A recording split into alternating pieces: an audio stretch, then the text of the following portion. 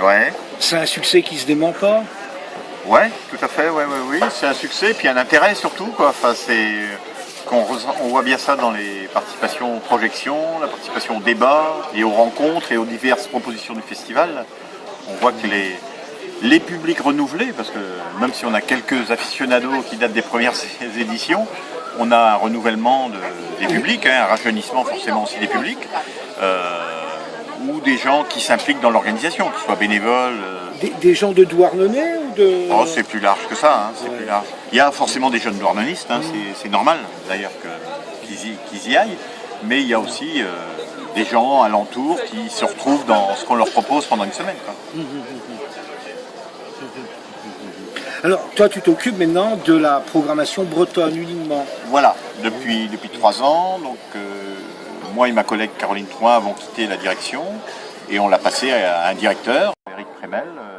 Et donc, dans mon travail, qui était déjà mon travail depuis plusieurs années, dans le cadre de l'association Daoulagat Braise, on fait de la diffusion de films produits et ou réalisés en Bretagne, des films en français, des films en breton, toute l'année, dans le milieu scolaire, dans les salles de cinéma, dans les bibliothèques, un peu partout. Et donc, fort logiquement, on continue la sélection du Grand Cru Bretagne, où on découvre les nouvelles fictions, les nouveaux films d'animation, les nouveaux documentaires, qui vont nourrir en fait nos boulots du reste de l'année. Donc on continue ce travail avec la profession, quoi. Alors, qu'est-ce qu'on peut constater aujourd'hui dans le cinéma breton? C'est-à-dire que alors, les tendances, les tendances aussi, comment le professionnalisme. Ouais. Là-dessus, il y a depuis même plusieurs années, enfin que c'est marrant, il y a 30 ans, parce qu'on parle du festival qui a eu lieu il y a 30 ans, qui était consacré aux Tziganes, c'était aussi la première année de la première promo de l'atelier régional de cinéma, dirigé par les Le Garec. Oui. Donc on avait eu les premiers Bourbillon, les premiers Le Jallet, les premiers Kergrist, les premiers Pierre Trividic, et donc on avait vraiment un début d'organisation professionnelle du cinéma en Bretagne, avec des moyens, disons, qui passaient à autre chose que des moyens un peu de bricolage comme il y avait avant.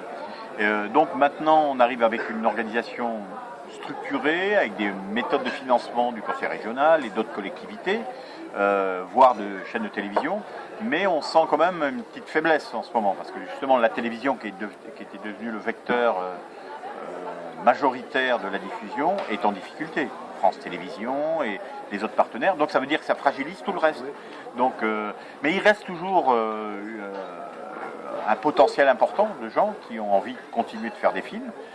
Et cette année, si c'est pas marée basse, c'est bon, on n'est pas en période de grande marée là, disons. On est dans une période où il y a de la proposition, il y a des gens qui continuent à faire des films, qui ont des choses à dire en faisant des films, mais avec un souci pour développer des œuvres un peu plus ambitieuses. Même si cette année exceptionnellement, on a des longs métrages.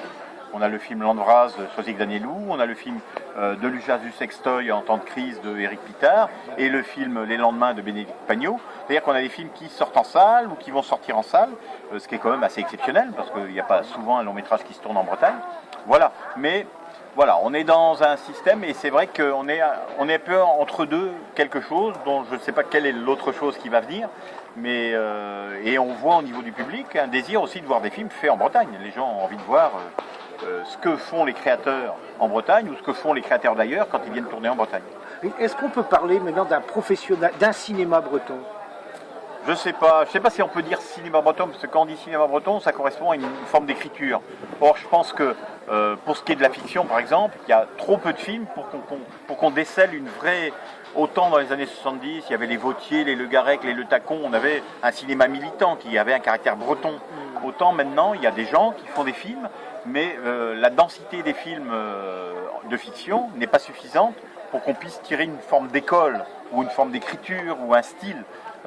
C'est ça que j'appellerais un cinéma breton. Après, par contre, ce qu'on peut trouver comme originalité à la Bretagne, c'est que c'est un pays riche en documentaristes et en documentaires. Il y a les 2/3 des films, voire plus, qui nous sont proposés sont des documentaires. Et des documentaires sociaux, des documentaires plus d'auteurs, enfin, mais il y a une vraie culture du documentaire et un vrai désir du documentaire au niveau des publics. Et on voit bien que aussi bien les chaînes locales que les chaînes nationales, que les diffusions qu'on fait pendant le mois du doc rencontrent un public important sur la Bretagne. Donc, toute raison d'être optimiste pour l'avenir? Bah, c'est un peu mon naturel, donc je ne vais pas dire que je suis pessimiste. Après, effectivement, il faut qu'on puisse aider des gens qui ont envie de vivre et travailler de leur art et travailler au pays, trouvent les moyens financiers de développer leur projet. Merci.